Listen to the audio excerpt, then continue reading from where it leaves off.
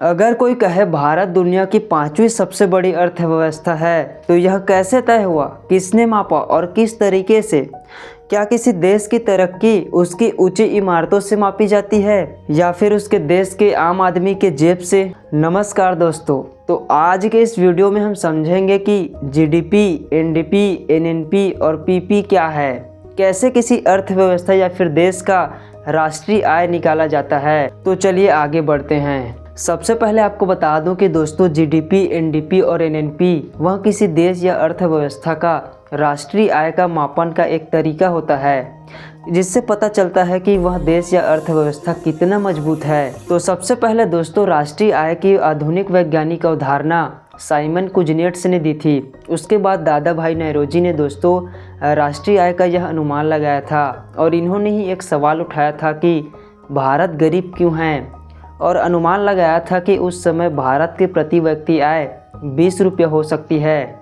और इसके अलावा दोस्तों फिडले, आरसी दत्त और विलियम डिग्बी जैसे अर्थशास्त्री भी इस कार्य में सहयोगी थे। राष्ट्रीय आय के वैज्ञानिक और व्यवस्थित तरीके का श्रेय दोस्तों KR राव को जाता है, जिन्होंने उस समय भारत के प्रति व्यक्ति का अनुमान लगाया था कि 62 रुपये हो सकता है। भारत की स्वतंत्रता के बाद दोस्तों राष्ट्रीय आय समिति का गठन किया गया, जिसका अध्यक्ष PC महालनोबिस को बनाया गया।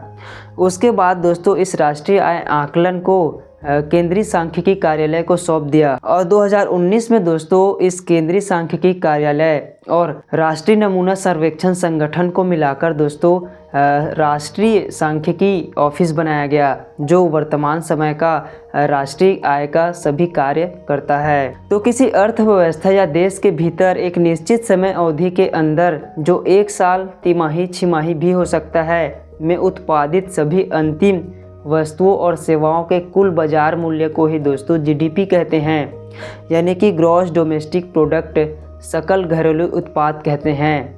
यानी कि दोस्तों किसी देश के भीतर, जिसे घरेलू सीमा भी कहते हैं, उसके अंदर 1 वर्ष के भीतर जितने भी वस्तुएं उत्पादित हुई है, जैसे कि कुर्सी, टेबल, वाहन, चावल, गेहूं जैसे जितने भी वस्तुएं उत्पादित हुई है, और उस घरेलू सीमा के भीतर जितने लोगों ने सेवाएं दी है, जैसे कि डॉक्टर, शिक्षक, वकील, तो इन अंतिम उत्पादित सभी वस्तु और सेवाओं के कुल बाजार मूल्य को ही जीडीपी कहा जाता है। बाजार मूल्य का मतलब दोस्तों किसी वस्तु या सेवा के निर्माण में जो जितनी लागत आया है और सरकार ने टैक्स जितना लगाया है, इन दोनों को जोड़ दे, और यदि सरकार ने कोई सब्सिडी दी है इसे घटा दे तो बाजार मूल्य निकल जाता है। इसे उदाहरण के साथ समझिए। मान लो जाए दोस्तों किसी कंपनी ने एक ट्रैक्टर का निर्माण किया जिसकी लागत 5 लाख आया। अब इसमें दोस्तों सरकार ने निर्माण करने के कारण इसमें टैक्स लिया 10,000, तो इस ट्रैक्टर का कुल मूल्य हुआ 5,10,000।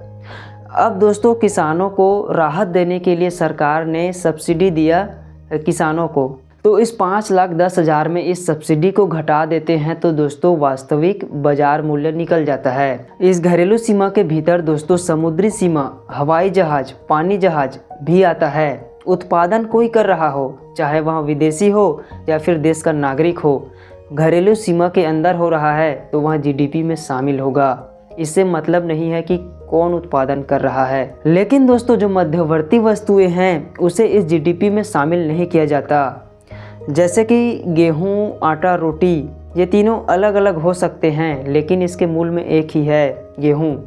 तो इसे गेहूं अलग, आटा अलग, रोटी अलग ऐसे नहीं मापा जाएगा, इसे एक ही अंतिम उत्पाद माना जाएगा। क्या है कि अलग अलग स्तरों पर मापने पर डबल काउंटिंग हो जाती है, जिससे सही डाटा नहीं मिल पाता। इसके अलावा दोस्तों जो पुराने सामान हैं उसे भी इस जीडीपी में शामिल नहीं किया जाता, और जो वित्तीय लेन देन है जैसे कि शेयर, म्यूचुअल फंड और जो बॉन्ड की खरीद बिक्री होती है उसे भी इसमें शामिल नहीं करते हैं। पेंशन, छात्रवृत्ति, बेरोजगारी भत्ता, घरेलू कार्य जिसका कोई बाजार मूल्य तय नहीं हुआ है, और स्वयं के लिए किया गया कार्य, ड्रग्स, काला धन, तस्करी, और जो विदेश से आए हुए उपहार, दान, इसे भी दोस्तों इस जीडीपी में शामिल नहीं किया जाता। तो देखिए अब दोस्तों जीडीपी का कैलकुलेशन पिछले 1 वर्ष का करते हैं तो जीडीपी में कितना वृद्धि हुआ या कितनी कमी हुई, इसे 2 तरीकों से मापते हैं। पहला नॉमिनल जीडीपी द्वारा और दूसरा रियल जीडीपी द्वारा। दोस्तों नॉमिनल जीडीपी में चालू वर्ष के कीमतों के आधार पर मापा जाता है, लेकिन इसमें दोस्तों सही डाटा नहीं मिल पाता।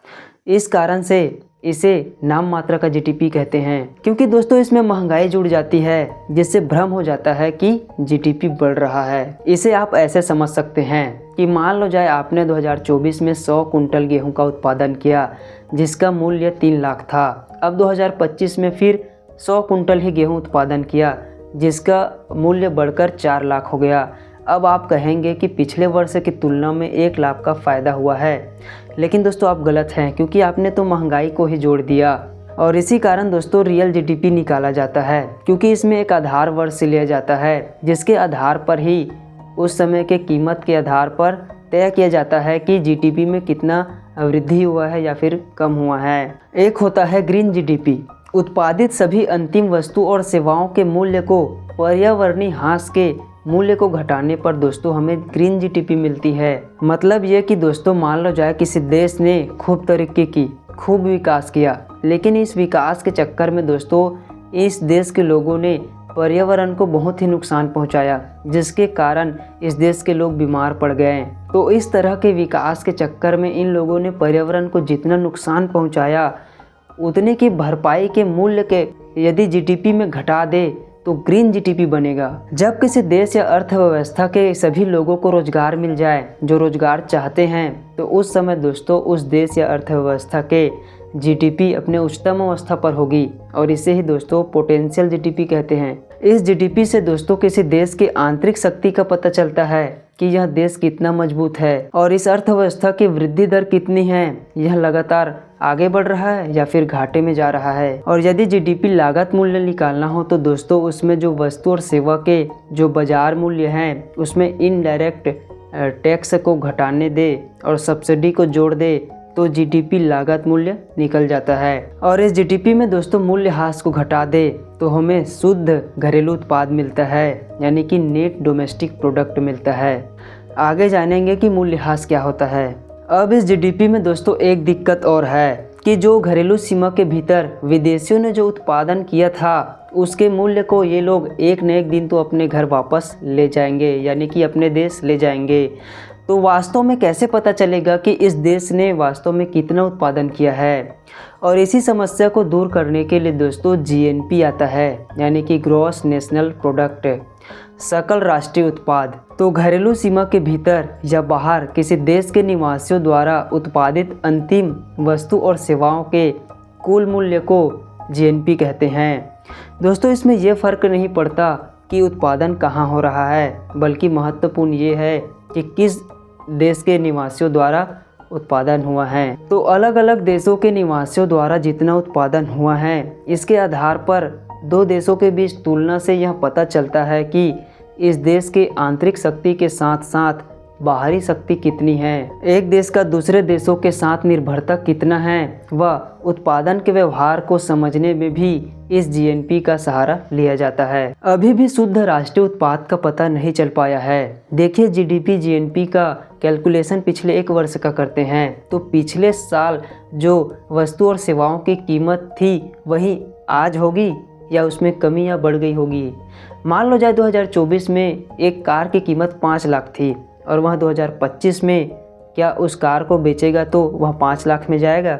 नहीं जाएगा, क्योंकि उसमें दोस्तों मूल्यह्रास हो गया है, वह पुराना हो गया है। जीएनपी में मूल्यह्रास को घटा दे तो हमें शुद्ध राष्ट्रीय उत्पाद मिल जाता है, और यही दोस्तों किसी देश या अर्थव्यवस्था के शुद्ध राष्ट्रीय उत्पाद होता है। और इसी नेट नेशनल प्रोडक्ट में दोस्तों देश की जनसंख्या को भाग देकर उस देश की प्रति व्यक्ति आय निकाला जाता है। दोस्तों जो राष्ट्रीय आय के मापन की विधियां हैं, उसे 2-3 विधियों के माध्यम से निकाला जाता है, जैसे मूल्यवर्धन विधि, आय विधि, व्यय विधि, और अभी दोस्तों नवीनतम सकल मूल्यवर्धन विधि बनाया गया है, जिससे पता लगाते हैं कि किसी अर्थव्यवस्था या देश का राष्ट्रीय आय कितना होता है। दोस्तों मार्केट एक्सचेंज रेट के हिसाब से भारत की अर्थव्यवस्था दुनिया की 5वीं सबसे बड़ी अर्थव्यवस्था है। तो वहीं परचेसिंग पावर पेरिटी, क्रय शक्ति क्षमता के आधार पर दोस्तों भारत की अर्थव्यवस्था दुनिया की 3री सबसे बड़ी अर्थव्यवस्था बन चुकी है। तो ये परचेसिंग पावर पेरिटी यानी कि पीपीपी क्या है? चलिए जानते हैं। क्रय शक्ति क्षमता दोस्तों, एक ही मात्रा के पैसे अलग अलग देशों में कितने चीज़ें खरीद सकते हैं।